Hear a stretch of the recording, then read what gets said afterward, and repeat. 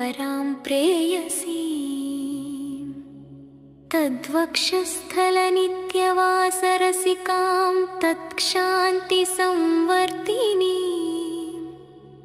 पद्मालङ्कृतपाणिपल्लवयुगां पद्मासनस्थां श्रियं वात्सल्यदिगुणोज्ज्वलां भगवतीं वन्दे जगन्मातरम्।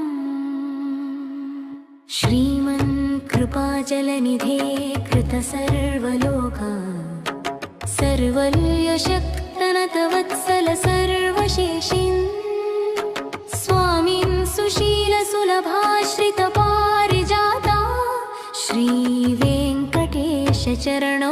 शरणौ